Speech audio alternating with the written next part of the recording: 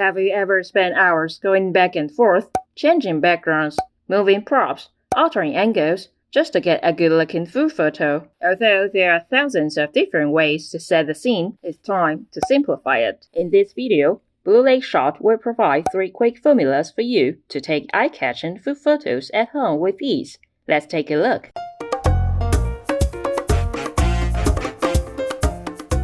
Before we get started, be sure to subscribe to our channel and turn on your little bell to get more information on the latest mobile photography for free. When taking food photos, it's important to remember that all the framing designs are aimed at highlighting the subject, that is, the food itself. When you see the photo, you can immediately tell the point you want to express. The challenge is not the moment you press the shutter button, but how and where to place each subject in the picture and how to make it look good. This time, we will use a few medallions to show you how to do it. First, we simply arrange the table and the background respectively. Then, we randomly pick up a few props and place them on the table.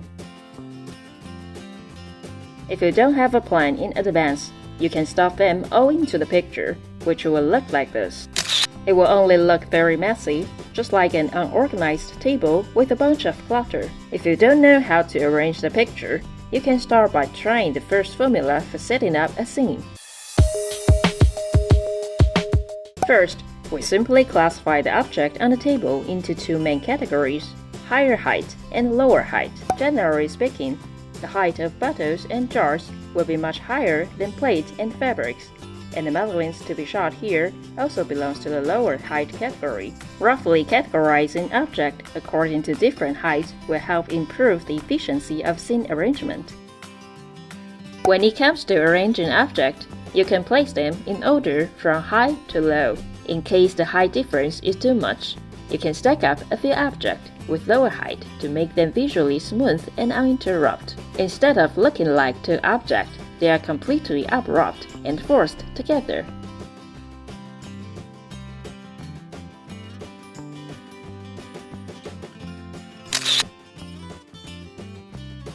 If we don't arrange the order by their height, like here we take away all the objects in between and just leave the highest and the lowest ones together. Then check how it looks on the screen.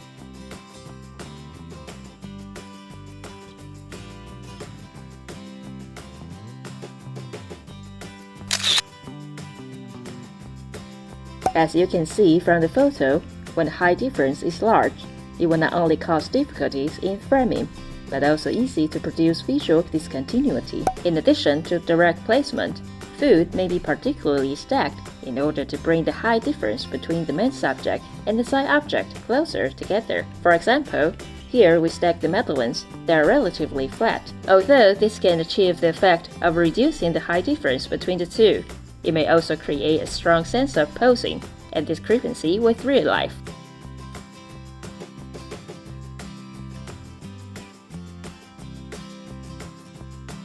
So, is there any other way besides height difference? You can try the second formula for setting up a scene.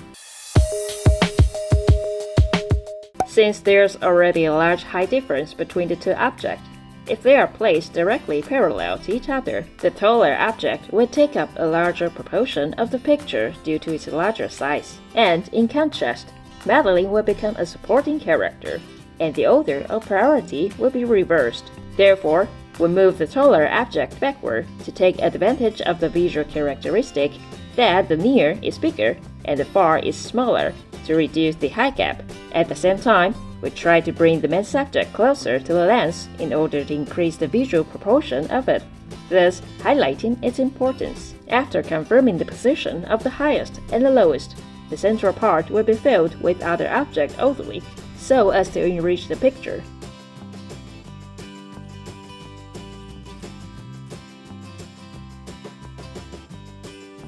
But if the height of all the props you choose today are about the same, and none of them stand out, what should you do? In this case, you can try the third formula for setting up a scene. Since the height difference between each object is not so obvious, it doesn't matter whether you move from side to side or from front to back, because there will be no significant difference on the screen. This is the time to use the clustering and scattering of objects to create a sparse relationship, let's first take away the highest object. At present, the madeleines are all placed flat and scattered.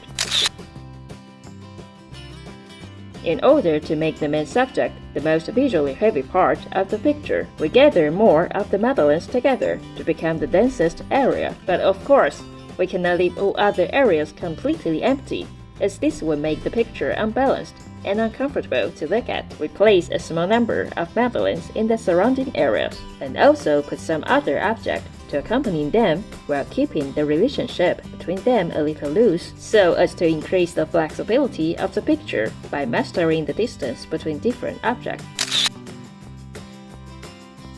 After you have completed the framing, using 3 contrasting techniques mentioned before to make the subject stand out more.